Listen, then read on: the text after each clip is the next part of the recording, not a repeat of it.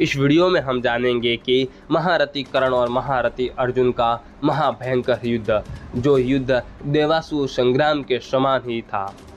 महारथी कर्ण और महारथी अर्जुन उस महासमर में अपने बाणों की रफ्तार इतनी बढ़ा देते हैं कि युद्ध कर रही सेना भी आश्चर्यचकित हो जाती है।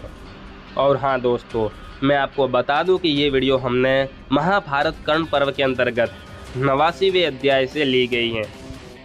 संजय कहते हैं, राजन, आपकी कुमंत्रणा के फलस्वरूप जब वह शंख और भेरियों की गंभीर ध्वनि होने लगी, उस समय वहाँ श्वेत घोड़ों वाले दोनों नरश्रेष्ठ वैकर्तन कर्ण और अर्जुन युद्ध के लिए एक दूसरे की ओर बढ़े।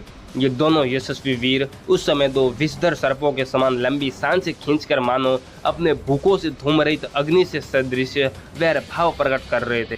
वे घी की आहुति से प्रज्वलित हुई दो अग्नियों की भांति युद्ध भूमि में दीप्यमान होने लगे, जैसे मद की धारा बहाने वाले हिमाचल प्रदेश के बड़े बड़े दांतों वाले दो हाथी किसी हथिनी के लिए लड़ रहे हो।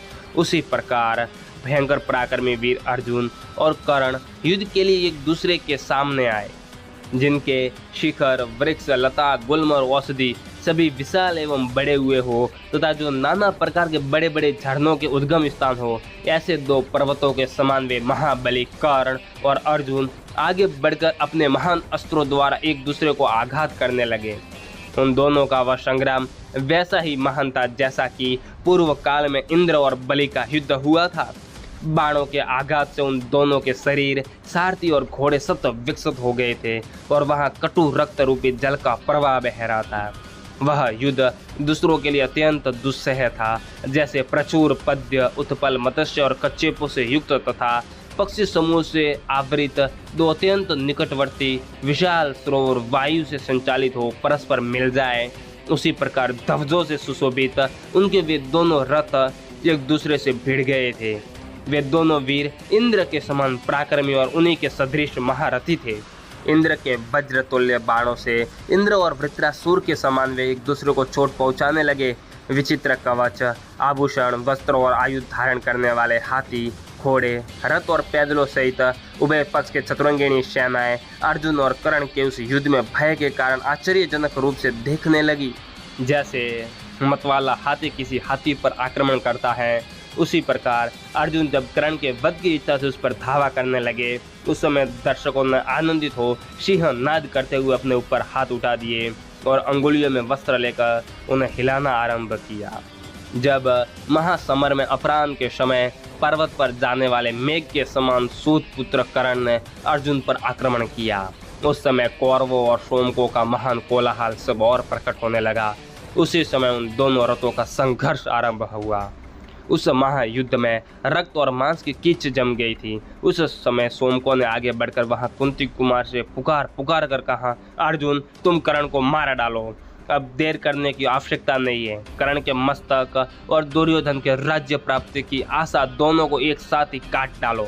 इसी प्रकार हमारे पक्ष के बहुत से योद्धा कर्ण को प्रेरित करते हुए बोले, कर्ण, आगे बढ़ो, आगे बढ़ो, आगे बढ़ो, अपने पैने बाणों से अर्जुन को मार डालो, जिससे कुंती के सभी पुत्र पुनः दीर्घ काल के लिए वन में चले जाए। तत्पश्चात वहां कर्ण ने पहले ही विशाल बाणों द्वारा अर्जुन को बिंद डाला। तब अर्जुन ने भी हंसकर तीखी धार वाले 10 बाणों से कर्ण की कांख में प्रहार किया। सूत पुत्र कर्ण और अर्जुन दोनों उस युद्ध में अत्यंत हर्ष में भरकर सुंदर पंख वाले बाणों द्वारा एक दूसरे को सत विकसित करने लगे। वे परस्पर क्षति पहुंचाते और भयानक आक्रमण करते थे। तत्पश्चात भयंकर धनुष वाले अर्जुन ने अपने दोनों भुजाओं तथा गांडीव धनुष को पोंछकर नाराज, नालिक, बराहकर, शूर, अंजलिक तथा धर्मचंद्र आदि बाणों का प्रहार आरंभ किया। राजन, वे अर्जुन के बाण कर्ण के रथ में घुसकर सब और बिखर जाते थे। ठीक उसी तरह जैसे संध्या के समय पक्षियों के झुंड बसेरा लेने के लिए नीचे मुख किए शीघ्र ही किसी वृक्ष पर जा बैठते हैं।